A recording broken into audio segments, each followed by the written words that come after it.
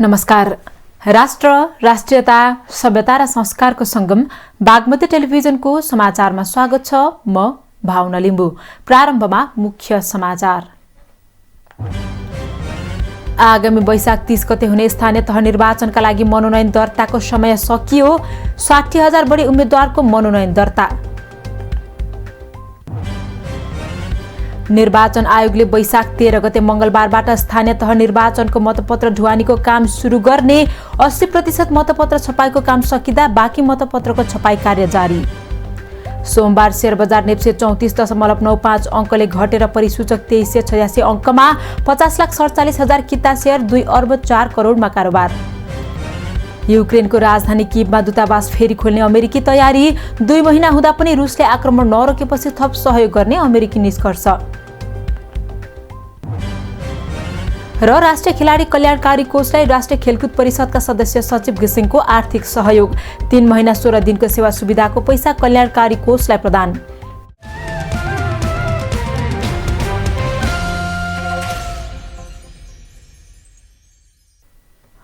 सुरु गरौं उम्मेद्वार मनोनयन दर्ता सम्बन्धी समाचारबाट। आगामी वैशाख 30 गते हुने स्थानीय तह निर्वाचनका लागि मनोनयन दर्ता सम्पन्न भएको छ। निर्वाचन आयोगले मनोनयनको लागि आइतबार र सोमबारको समय दिएको थियो। सोही अनुसार सोमबार प्रमुख दल लगायत अन्य दल तथा स्वतन्त्र उम्मेद्वारहरूले मनोनयन दर्ता गराएका छन्। देशभरका निर्वाचन अधिकृतको कार्यालयमा 60,000 बढी उम्मेद्वारहरूले मनोनयन पत्र दर्ता गराएका छन्। एक रिपोर्ट। वैशाख 30 गते हुने 753 स्थानीय तह निर्वाचनका लागि सोमबार ठूला राजनीतिक दल लगायत अन्य साना दल तथा स्वतन्त्र उम्मेद्वारले मनोनयन दर्ता गराउनु भएको छ। निर्वाचन आयोगले आइतबार मनोनयन दर्ता गर्न छुटेकाहरूलाई सोमबार समेत समय दिएको थियो। सोही अनुरूप सोमबार देशैभर मनोनयन दर्ता भएको छ। 6 महानगरपालिका मध्ये काठमाडौँमा गठबन्धन तर्फबाट कांग्रेसकी सिर्जना सिंह र नेकपा एमालेका केशव स्थापित, यस्तै राष्ट्रिय प्रजातन्त्र पार्टीका मदनदास श्रेष्ठ र अन्य दल तथा स्वतन्त्र गरी 47 जनाले मेयरमा उम्मेद्वारी दर्ता गराउनु भएको छ। उपमेयरमा भने 28 जनाको उम्मेद्वारी दर्ता भएको छ। प्रदेश सांसद रहनुभएका स्थापित 2054 सालमा मेयरमा निर्वाचित हुनुहुन्थ्यो। यस्तै गठबन्धन दलबाट ललितपुर महानगरपालिकामा मेयरका लागि कांग्रेसका चिरीबाबु महर्जन र भरतपुर महानगरपालिकामा नेकपा माओवादी केन्द्रकी रेणु दाहाल फेरि अर्को कार्यकालका लागि मेयरका उम्मेद्वार हुनुहुन्छ। वीरगञ्ज महानगरपालिकामा भने यसअघि जसपाबाट मेयर हुनुभएका विजय सराबगी हाल पार्टी परिवर्तन गरी नेकपा एमालेको तर्फबाट मेयरका लागि उम्मेद्वारी दर्ता गराउनु भएको छ। अन्य महानगरपालिकामा भने नयाँ अनुहार मेयरका प्रत्याशी हुनुहुन्छ। पद्मोदय स्कुल होला, कान्ति स्कुल होला, कन्या मन्दिर होला, पहिलो चाहिँ टिभीबाट सुरु गर्ने हो। त्यो भनेको मेरो लाखौँ विद्वत मान्छेहरू जो वैज्ञानिक छ, अरू छ, प्रशासक मुलुक हाँकिरहेछ, हाँक्यो उहाँहरूलाई चाहिँ सम्मान गर्ने। अब सबभन्दा पहिला त्यो भनावशेषलाई सबभन्दा सुन्दरतम चाहिँ एउटा चाहिँ होइन त्यो प्राज्ञ केन्द्र बनाउने। महानगरपालिका मात्र होइन, उपमहानगरपालिका, नगरपालिका तथा गाउँपालिका सबैमा विभिन्न बाजा तथा झाँकी सहित विभिन्न दलबाट उम्मेद्वारी दिन प्रतिनिधिहरू निर्वाचन अधिकृतको कार्यालय पुग्नु भएको थियो।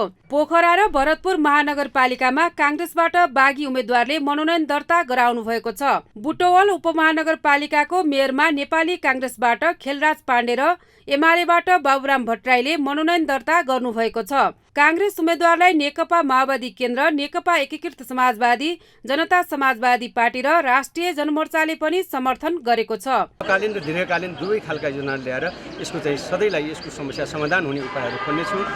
राजमार्ग चौडादेखि लिएर चिडिया खोलासम्मको झुलाम्मे सडक छ, यसलाई चाहिँ तत्काल कालोपत्र गर्ने व्यवस्था मिलाउनेछु।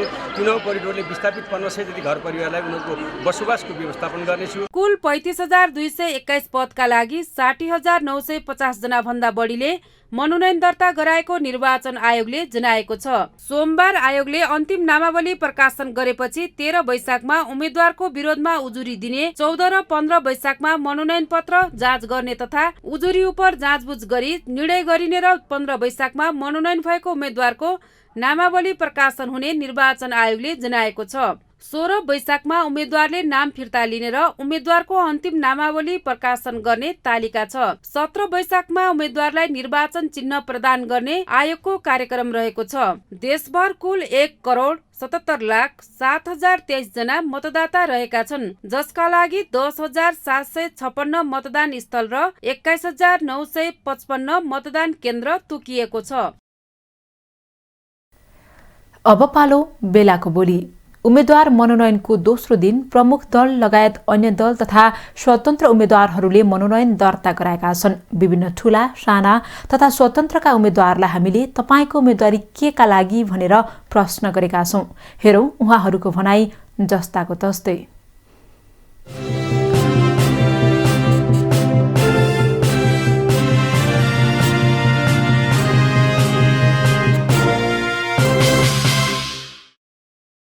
उहाँले जुन विश्वासले मलाई मत प्राप्त गराएर मलाई पद आसीन गराउँछ र उहाँको जनजीवन, नगरवासीको जनजीवन र उसको स्वास्थ्यको सबैको के अरे ख्याल गर्ने भनेको नगरपालिका, महानगरपालिका, त्यसको चाहिँ महानगरपालिकाका मेयरले गर्ने हो। यो सब व्यवस्था गर्ने हाम्रो चाहिँ प्रतिबद्धता छ। हाम्रो नेकपा एमालेको निर्देशनमा नेकपा एमालेको योजना र त्यो योजनाको आधारमा हामीले काम गर्छौँ। साथै स्थानीय रूपमा चाहिँ नि स्थानीय वडावासीहरूको योजना, स्थानीयवासीहरूको सुझाव, स्थानीयवासीले दिएको सुझावलाई कार्यान्वयन गर्छौँ। स्थानीयवासीहरू चाहना र चाहेको उहाँहरूको दिएको योजनालाई हामी कार्यान्वयन गर्छौँ। उहाँहरूको सल्लाह र उहाँहरूको सुझाव लिएर हामी योजना अगाडि बढाउँछौँ। त्यहाँ वडा कार्यालय भवन र क्रियापूर्ति भवन र सार्वजनिक शौचालय र यो बगैँचाहरू, पार्कहरू हैन, अनि पार्किङहरू र फोहोर मैलाको पनि समन्वय गरेर र दमकल जुन नजाने ठाउँमा त्यहाँ चाहिँ पानीको पाइप लगाएर चाहिँ दमकलको पाइप पनि ओछ्याएर चाहिँ हामीले चाहिँ त्यो सुविधा दिने मेरो लक्ष्य हो। 30 नम्बरहरूमा गरेका छौँ र बाँकी केही कामहरू बाँकी छ। त्यसका लागि हामीले केही कामहरूका लागि पूर्ण गर्नुको लागि पनि हामीले चाहिँ अहिले उम्मेदवारी दिनुपर्ने अवस्था रहेको छ र आगामी दिनहरूमा हामीले चाहिँ हेर्नुपर्ने कुरा भनेको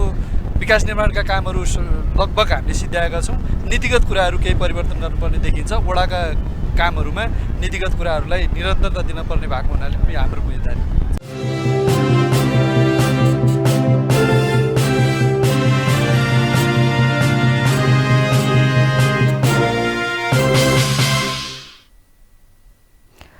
निर्वाचन आयोगले वैशाख 13 गते मंगलबारबाट स्थानीय तह निर्वाचन 2079 को मतपत्र ढुवानीको काम शुरू गर्ने भएको छ।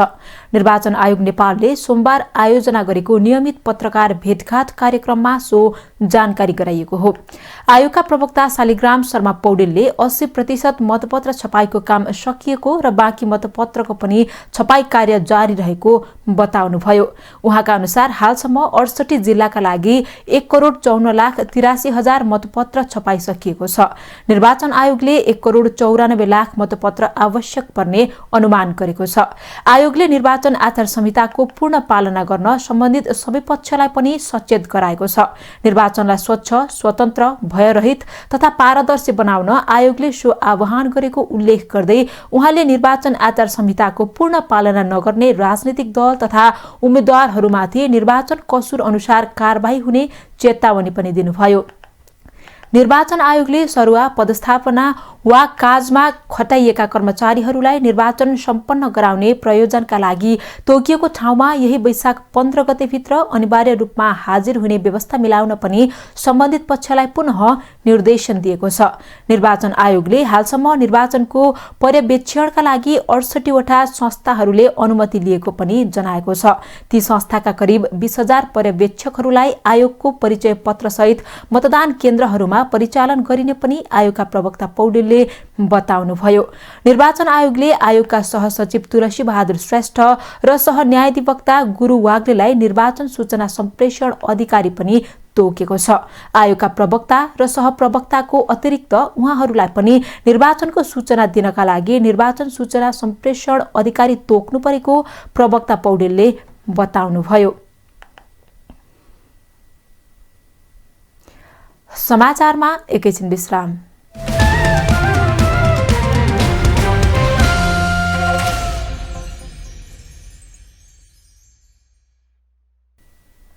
हामी समाचारको निरन्तरतामा छौं। अब बाँकी समाचार। नेकपा माओवादी केन्द्रका प्रवक्ता कृष्ण बहादुर महराले गठबन्धन सफल भएको बताउनु भएको छ।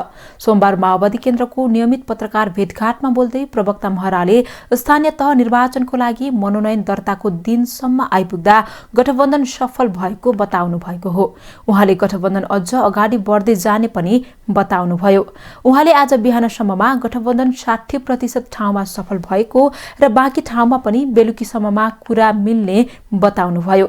प्रवक्ता महराले नमिलेका ठाउँमा मनोनयन फिर्ता गर्ने दिनसम्म र चुनाव हुनु अघिल्लो दिनसम्ममा पनि एकले अर्कोलाई सहयोग गरेर जाने गरी सहमति हुने उल्लेख गर्नुभयो।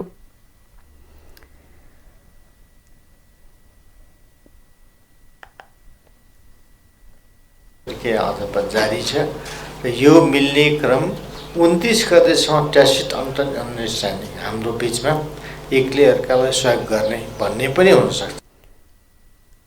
प्रवक्ता महराले पार्टीले केन्द्रीय तहबाट घोषणापत्र सार्वजनिक नगर्ने बताउनुभयो। उहाँले स्थानीय विशेषताको आधारित रहेर स्थानीय तह आफैले घोषणापत्र सार्वजनिक गर्ने बताउनुभयो। उहाँले नेकपा माओवादी केन्द्रमा पार्टी प्रवेशको लहर चलेको बताउनुभयो। गठबन्धनका दलहरूका बीचमा सहमति नभए पनि गठबन्धनका दलहरूले एमालेसँग निर्वाचनमा सहकार्य नगर्ने गठबन्धनको निर्णय अनुसार अघि बढ्ने उहाँले बताउनुभयो।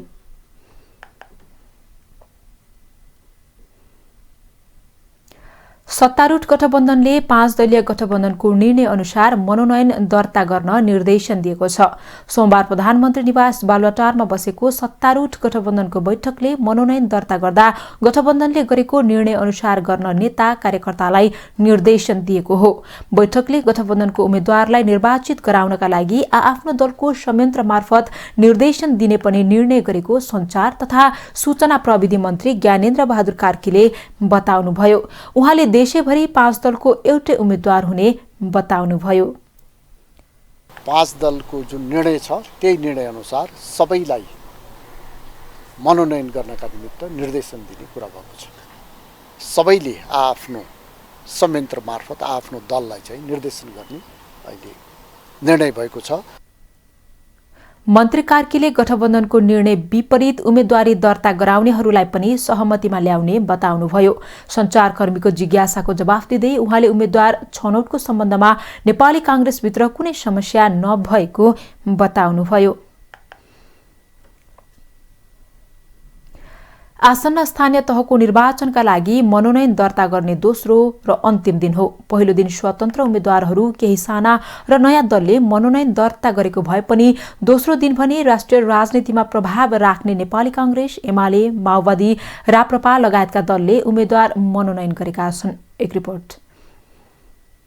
मनोनयन दर्ताको पहिलो दिन सुनसान जस्तै रहेको रूपन्देहीको तिलोत्तमा नगरपालिकाको निर्वाचन कार्यालय दोस्रो दिन भने भिडभाड भएको छ।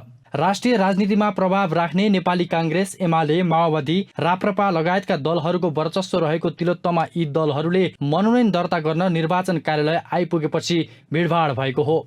सत्तासीन गठबन्धन दल र प्रतिपक्ष एमाले आइपुग्नुभन्दा पहिला नै राजेन्द्र लिङदेन नेतृत्वको राप्रपा नेपालले तिलोत्तमा नगरपालिकामा वडादेखि मेयरसम्मका पदमा मनोनयन दर्ता गराएको छ। अरू कुरा त विकास नै हो सबभन्दा ठुलो कुरो। हामीले चाहिँ आजसम्म तिलोत्तमामा देखियो जुन विकास भएको छ त्यसलाई विकास मानिँदैन। हामीले गाउँमा हामी हेर्न जाउँ, गाउँमा त विकास भएको देखिँदैन। न नाला छ, न चाहिँ बाटो छ राम्रो, न चाहिँ केही पनि। त्यही चिजलाई हामी अगाडि बढाउनको लागि विकास, गाउँको विकास गरौँ भनेर मलाई पर्यो। राप्रपाले मनोनयन दर्ता गराएको झण्डै आधा घण्टापछि नेकपा एमाले शक्ति प्रदर्शन सहित बाजा गाजा गर्दै उम्मेदवारी दर्ता गराउन कार्यालय आइपुगेको थियो। तिलोत्तमा नगरपालिकामा एमालेबाट मेयरमा मोहन चापागाई र उपमेयरमा जागेश्वरी चौधरीले उम्मेदवारी मनोनयन दर्ता गराउनु भएको छ। हाम्रो अभियान हो र त्यो एजेन्डाका लागि, यहाँका नागरिकहरूलाई सशक्त बनाउनका लागि, आर्थिक समृद्धिका लागि, यहाँको शैक्षिक गुणस्तरलाई अझै माथि उठाउनका लागि हामीले तिलोत्तमा नगरपालिकाको नेतृत्व गर्न जरुरी छ। त्यस्तै एमाले निर्वाचन कार्यालय प्रवेश गरेको झण्डै 1 घण्टापछि नेपाली कांग्रेसले नगरपालिकामा गठबन्धनको तर्फबाट नेपाली कांग्रेस रूपन्देहीका सभापति रामकृष्ण खाँडले मेयरमा मनोनयन दर्ता गराउनु भएको छ। बाजागाजा सहित शक्ति प्रदर्शन गर्दै उहाँले मनोनयन दर्ता गराउनु भएको हो। उपमेयर भने माओवादीको भागमा परेको छ। स्थानीय तहको रूपान्तरण गर्ने हो, समृद्धि र विकास ल्याउने हो, शान्ति ल्याउने हो। सर्वप्रथम सबैभन्दा महत्त्वपूर्ण कुरा यहाँका मानिसहरूलाई, यहाँका युवाहरूलाई शिक्षित बनाउने, उहाँहरूलाई रोजगार दिने, समृद्धि र विकासतर्फ अगाडि बढाउनेमै हामी लाग्नेछौँ। तिलोत्तमा नगरपालिका गृहमन्त्री तथा नेपाली काङ्ग्रेसका प्रभावशाली नेता बालकृष्ण खाँडको गृह जिल्ला हो। साथै नेकपा एमालेका नेता घनश्याम भुसालको पनि गृह जिल्ला हो। 2074 सालको निर्वाचनमा पनि तिलोत्तमामा नेपाली काङ्ग्रेस र नेकपा एमाले बीच नै प्रतिस्पर्धा भएको थियो। यसपटक पनि तिलोत्तमामा नेपाली काङ्ग्रेस र एमाले बीचमै ठूलो प्रतिस्पर्धा हुने देखिएको छ। यद्यपि राप्रपा, राष्ट्रिय जनमुक्ति पार्टी, जनमत पार्टी, समाजवादी पार्टी लगायतका दलहरूले पनि निर्वाचनमा सहभागी हुन मनोनयन दर्ता गराएका छन्। रूपन्देहीबाट बागमती टेलिभिजनका लागि विजय पोखरेलको रिपोर्ट। समाचारमा एकैछिन विश्राम।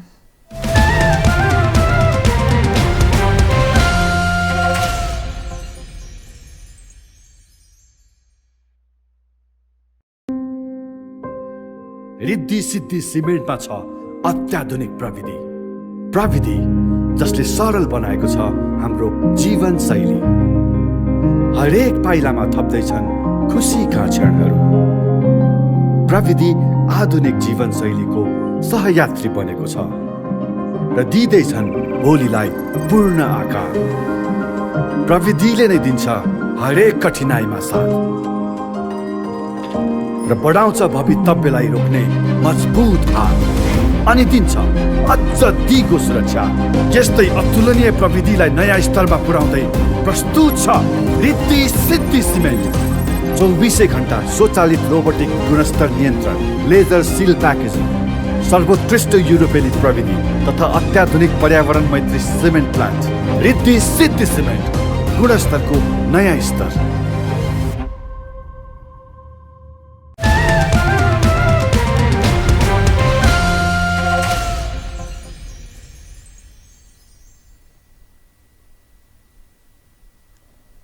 हामी समाचारको निरन्तरतामा छौं। अब बाँकी समाचार। राष्ट्रिय पुनर्निर्माण प्राधिकरणका पूर्व कार्यकारी अधिकृत डाक्टर सुशील ग्यमालीले नेपालको सुदूरपश्चिम र मध्यपश्चिमको क्षेत्रमा रहेका निजी आवास तथा सम्पदाहरूलाई बलियो बनाउनु पर्नेमा जोड दिनुभएको छ। सुदूरपश्चिम र मध्यपश्चिमको क्षेत्र विगत 500 वर्षदेखि भूकम्प नगएको र त्यहाँ भूकम्पको इनर्जी जम्मा भएर बसिरहेकोले बेलैमा सतर्कता अपनाउनु पर्नेमा जोड दिनुभएको हो। उहाँले त्यहाँ रहेका निजी आवासहरूलाई बेलैमा इन्जिनियरिङ प्रविधि र प्रबलीकरणका प्रविधि प्रयोग गरेर बलियो नबनाए ठूलो जनधनको क्षति हुने बताउनुभयो। पूर्व कार्यकारी अधिकृत ग्यवालीले त्यहाँ बनेका सम्पदाहरू पुरानो र बिना प्रविधिबाट बनेको भएकाले धेरै क्षति हुने अनुमान लगाउन सकिने बताउनुभयो। उहाँले बेलैमा प्राकृतिक विपदबाट बच्न सरकारले सुरक्षित आवास कार्यक्रम बनाएर उक्त क्षेत्रमा काम गर्न आवश्यक रहेको स्पष्ट पार्नुभयो। पूर्व कार्यकारी अधिकृत ग्यवालीले आगलागीको घटनाबाट बच्न खरका छाना हटाउने र प्रबलीकरण गरेर घर बलियो बनाउने कुरा कार्यान्वयन गर्न आवश्यक रहेको बताउनुभयो। विशेष खालका वित्तीय व्यवस्थापन र समग्रतामा तीनटै तहको सरकार र जनस्तरसम्मको बीचको संवाद हुने खालको चाहिँ एउटा चाहिँ फ्रेमवर्क चाहिँ खाका चाहिँ चाहिँदो रहेछ।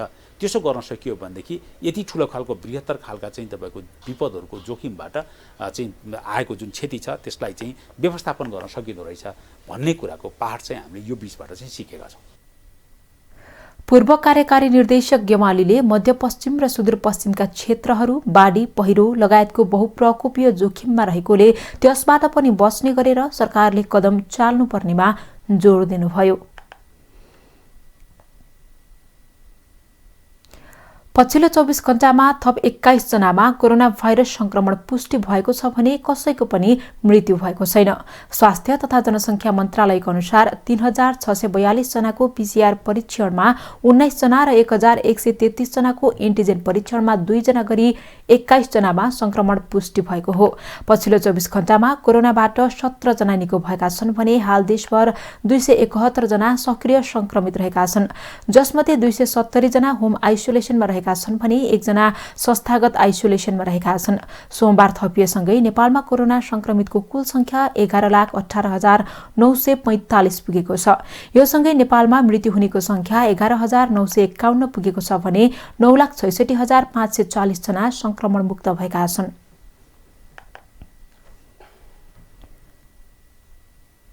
अब आर्थिक समाचार।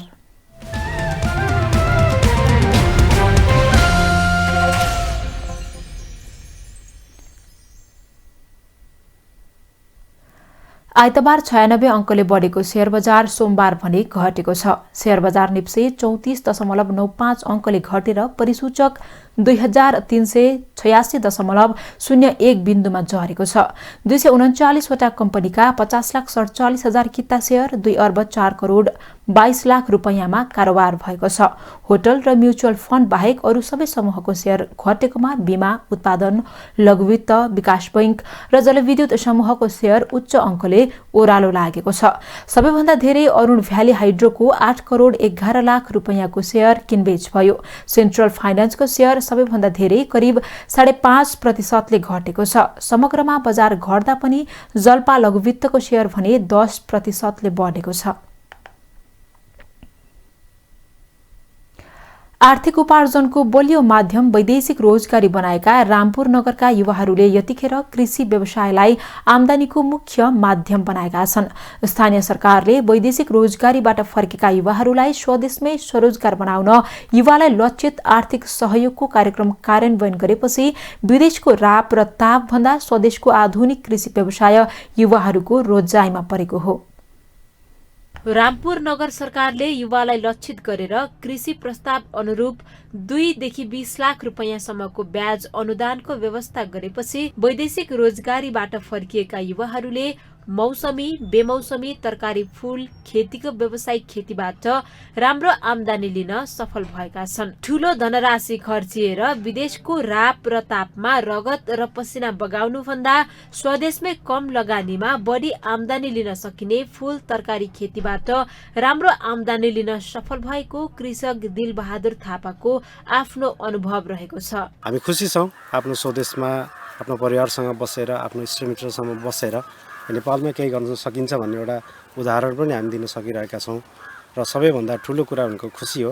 हामी आफ्नो घर परिवारसँग बसेर थोरै समय यहाँ काम गरेर पनि हामी आफ्नो नुन तेलको लागि, हामी आफ्नो खुसीको लागि हामी यहाँ खटिरहेका छौं। झण्डै 2 लाख रुपैयाँ खर्चिएर विदेश पुग्नुभएका मेघराज नेउपानीले वैदेशिक रोजगारीबाट फर्किएर जमिन भाडामा लिएर व्यावसायिक रूपमा मौसमी, बेमौसमी खेतीबाट स्वदेशमै राम्रो आमदानी गर्न सफल भएको बताउनुहुन्छ। स्थानीय सरकारले युवालाई आकर्षित गर्न युवालाई लक्षित कार्यक्रमको सकारात्मक प्रभाव परेको र पारिवारिक र आर्थिक रूपमा सकारात्मक प्रभाव परेको कृषकहरूको अनुभव छ। धेरै राम्रो छ। अब विदेशमा भन्दा आफ्नै देशमा गरिएको छ तरकारी खेती बहुत राम्रो छ। राम्रै आमदानी भएको छ, राम्रै छ। तरकारी लहरे बालीहरू लगाएको छौँ, राम्रै गरी पैसा कमाइएको छ, त्यही सन्तुष्टि छु। वैदेशिक रोजगारबाट फर्किएका युवालाई लक्षित गरेर स्थानीय सरकारले कृषि पशुपालनको क्षेत्रमा आर्थिक, प्राविधिक र उन्नत जातको बिउ, यान्त्रिकरण जस्ता क्षेत्रमा सहयोग गरेका कारण नगरभित्रका 100 भन्दा बढी युवाहरू व्यावसायिक कृषिमा लागि परेका छन्। नगरका कृषि शाखा प्रमुख रामहरि पाण्डे भन्नुहुन्छ, ठूलो संख्यामा वैदेशिक रोजगारीबाट फर्केका युवाहरू कृषि व्यवसायमा आबद्ध भएका छन्। करिब 200 युवाहरूलाई नगरपालिकाले करिब 1.5 करोड जति लगानी गरेर उहाँहरूलाई व्यावसायिक बनाएको छ र त्यसमध्ये केही युवाहरू चाहिँ एकदमै उहाँहरूको चाहिँ व्यवसाय नै कृषि अथवा चाहिँ यो अहिलेको चाहिँ उत्पादनमूलक कृषि भएको छ। वैदेशिक रोजगारीको विकल्पमा व्यावसायिक कृषिलाई अन्य स्थानीय सरकारहरूलाई पनि अनुसरण गरेको खण्डमा आमदानीको बलियो माध्यम र स्वदेशमै रोजगारीको अवसर सिर्जना हुने देखिन्छ। बागमती समाचारका लागि पाल्पाबाट प्रकाश नेपालको रिपोर्ट। अब अन्तर्राष्ट्रिय समाचार।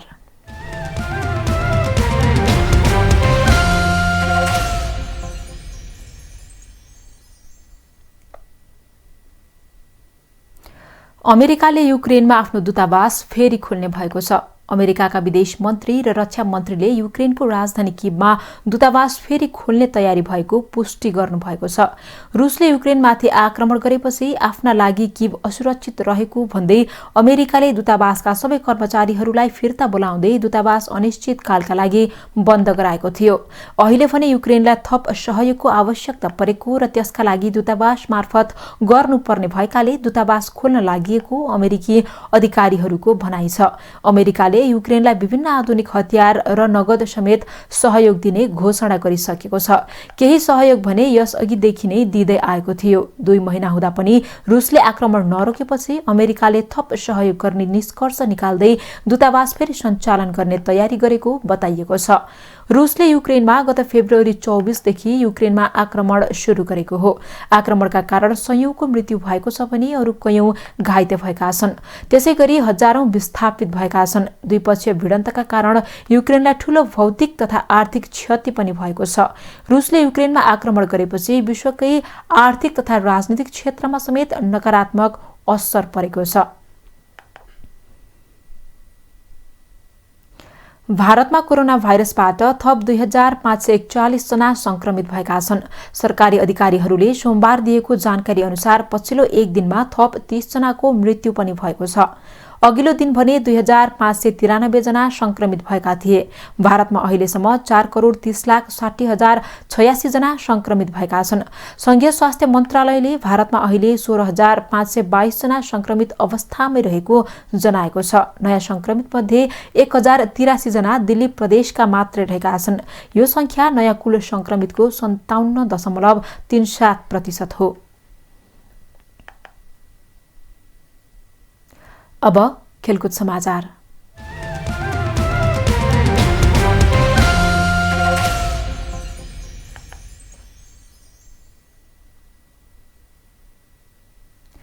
राष्ट्रिय खेलकुद परिषदका सदस्य सचिव टंकलाल घिसिङले राष्ट्रिय खेलाडी कल्याणकारी कोषलाई आर्थिक सहयोग गर्नुभएको छ। सोमबार त्रिपुरेश्वर स्थित राष्ट्रिय तथा अन्तर्राष्ट्रिय खेलाडी संघमा आयोजित कार्यक्रममा नवनियुक्त सदस्य सचिव घिसिङले सो कल्याणकारी कोषलाई नगद 2,09,114 रुपैयाँ हस्तान्तरण गर्नुभएको हो। अदालतको फैसलापछि काममा फर्किनु भएको उहाँले मुद्दा अदालतमा विचाराधीनको अवधि 3 महिना 16 दिनको सेवा सुविधाको पैसालाई राष्ट्रिय खेलाडी कल्याणकारी कोषमा प्रदान गर्नुभयो। पूर्व सदस्य सचिव रमेश कुमार सिलवालले सदस्य सचिवको पुनर्बहालीका लागि अदालतमा मुद्दा दायर गरेपछि घिसिङको नियुक्तिलाई अदालतले तत्काल रोक्न भनेको थियो। पछि अदालतले रमेश कुमार सिलवालको मुद्दा खारेज गरेपछि घिसिङ पुनः काममा फर्किनु भएको हो। सोही बीचको अवधिको सेवा सुविधा बापतको पारिश्रमिक खेलाडीहरूकै लागि सहयोग पुगोस् भन्ने उद्देश्यका साथ खेलाडी कल्याणकारी कोषलाई प्रदान गरिएको सदस्य सचिव घिसिङले बताउनुभयो।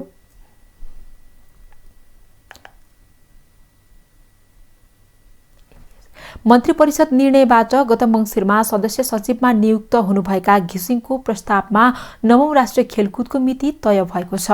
जेठ 22 गतेबाट गण्डकी प्रदेशमा 28 गतेसम्म सञ्चालन हुँदैछ। यस्तै नवनियुक्त सदस्य सचिवको प्रस्ताव र अध्यक्ष युवा तथा खेलकुद मन्त्री महेश्वर गहतराजको समन्वयमा राष्ट्रिय खेलकुद परिषदको बोर्ड बैठक पनि सम्पन्न भएको छ। बोर्ड बैठकले 9औं राष्ट्रिय खेलकुदमा समावेश हुने खेल संख्या तोकेको छ भने चीनमा आयोजना हुने 19औं एशियन गेम्सका लागि 23 खेलले सहभागिता जनाउने समेत निर्णय गरेको छ। सानेपा क्लबले शहीद स्मारक सी डिभिजन लिगमा लगातार दोस्रो जित निकालेको छ। इन्फा कम्प्लेक्स सातो बाटोमा सोमबार पुल्चोक स्पोर्ट्स क्लबलाई 2-0 ले हराउँदै सानेपाले दोस्रो जित निकालेको हो। सानेपाको जितमा दुवै गोल खेमराज तामाङले गरे। खेलको 12औं मिनेटमा गोल गर्दै उनले टोलीलाई अग्रता दिलाएका थिए। त्यसपछि इन्जुरी समयमा खेमले व्यक्तिगत दोस्रो गोल गर्दै टोलीलाई 2-0 को जित दिलाए। जितसँगै सानेपाले 2 खेलमा 6 अङ्क जोडेको छ। पहिलो खेल सानेपाले ओसिसलाई हराएको थियो। पुल्चोकको यो लगातार दोस्रो हार हो। अर्को खेलमा मनोहरा युनाइटेड क्लबले स्वयम्भू क्लबसँग 1-1 गोलको बराबरी खेलेको छ। खेलको 48औं मिनेटमा अनिश महर्जनले गोल गर्दै स्वयम्भूलाई अग्रता दिलाएका थिए। तर खेलको 84औं मिनेटमा सुजन बोलम्पाकी मगरले गोल गर्दै मनोहरालाई 1-1 गोलको बराबरीमा ल्याएका थिए। बराबरीसँगै मनोहराले 2 खेलमा 4 अङ्क जोडेको छ। पहिलो खेल मनोहराले वीरगञ्जलाई हराएको थियो। स्वयम्भूले 2 खेलमा 1 अङ्क जोडेको छ। सी डिभिजनमा 14 क्लबले प्रतिस्पर्धा गरिरहेका छन्। लीगका शीर्ष 2 टिम बी डिभिजनमा बढुवा हुनेछन्, 2 टिम रेलिगेसनमा पर्नेछन्। अब मौसम सम्बन्धी समाचार।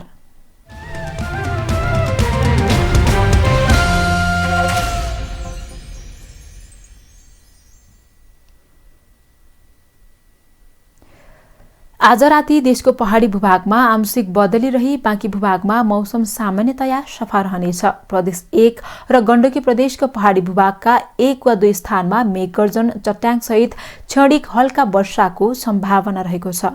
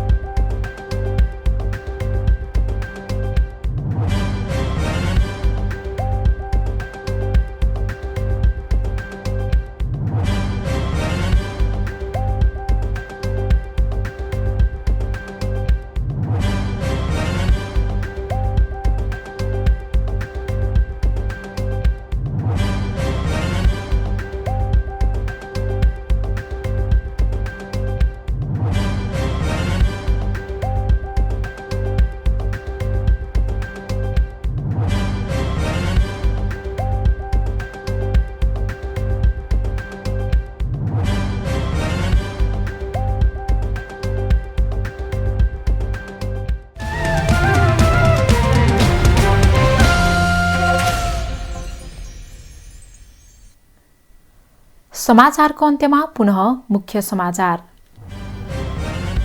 आगामी वैशाख 30 गते हुने स्थानीय तह निर्वाचनका लागि मनोनयन दर्ताको समय सकियो। 60,000 बढी उम्मेद्वारको मनोनयन दर्ता।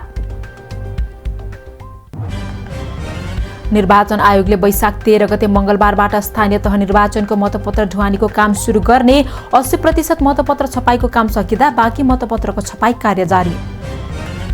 सोमबार शेयर बजार नेप्से 34.95 अङ्कले घटेर परिसूचक 2386 अङ्कमा 50,47,000 किता शेयर 2 अर्ब 4 करोडमा कारोबार। युक्रेनको राजधानी किभमा दूतावास फेरि खोल्ने अमेरिकी तयारी। 2 महिना हुँदा पनि रुसले आक्रमण नरोकेपछि थप सहयोग गर्ने अमेरिकी निष्कर्ष। र राष्ट्रिय खेलाडी कल्याणकारी कोषलाई राष्ट्रिय खेलकुद परिषदका सदस्य सचिव घिसिङको आर्थिक सहयोग। 3 महिना 16 दिनको सेवा सुविधाको पैसा कल्याणकारी कोषलाई प्रदान।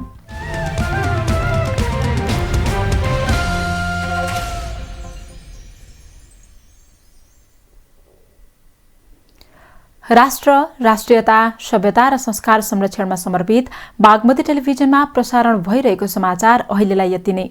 हेर्दै रहनुहोला बागमती टेलिभिजन। नमस्कार।